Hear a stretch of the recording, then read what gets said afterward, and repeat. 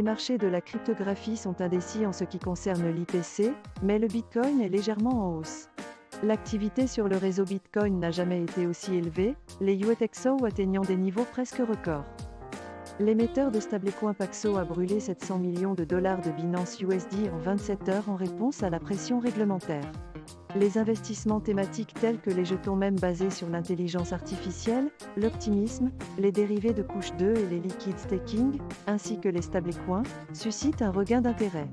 Le fonds du milliardaire George Soros a approfondi ses paris cryptographiques et Siemens a émis une obligation blockchain libellée en euros sur Polygon. La blockchain Avalanche a connu une croissance transactionnelle de 1500% en 2022. Je donnerai à cet article une note de 7 sur 10.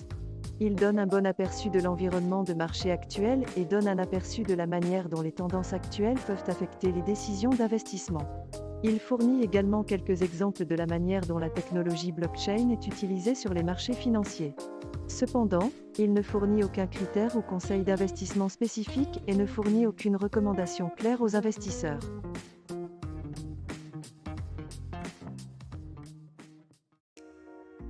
Lido DAO, une organisation autonome décentralisée, envisage 4 options potentielles pour ses 30 millions de dollars en Ether.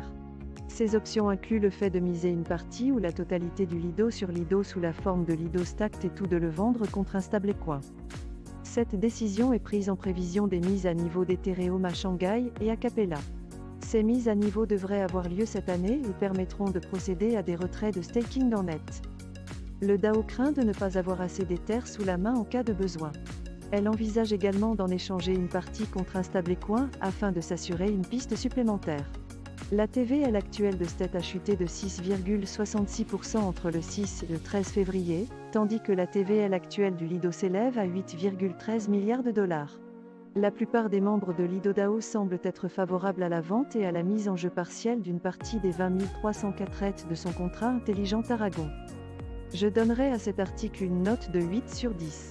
Il fournit un aperçu complet de la situation actuelle de Lido DAO, évalue les avantages et les inconvénients des différentes options et examine l'état actuel du marché des stablecoins.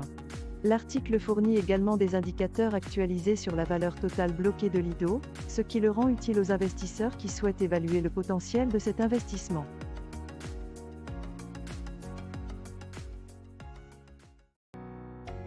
La Commission des services financiers de la Corée du Sud a précisé que les jetons de sécurité sont ceux numérisés à l'aide de la technologie des registres distribués. Ils ont confié la responsabilité de l'autorégulation aux entreprises. Cela correspond globalement à ce qui se passe dans d'autres juridictions régionales et devrait encourager l'innovation en matière d'actifs numériques sur les marchés financiers du pays.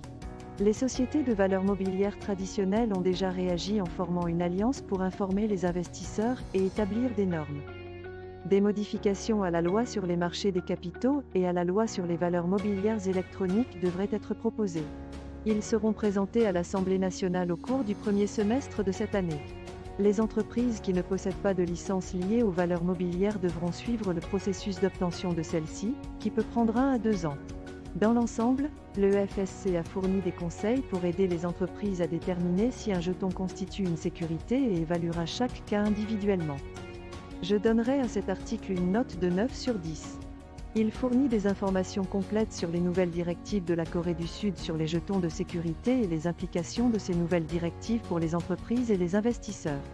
Il donne également un aperçu de la manière dont les sociétés de financement traditionnelles répondent aux directives, ainsi que de ce qui est nécessaire pour les entreprises qui ne détiennent pas actuellement de licence liée aux valeurs mobilières. L'article fournit également une analyse détaillée de la manière dont les nouvelles directives affecteront l'industrie de la cryptographie en Corée du Sud.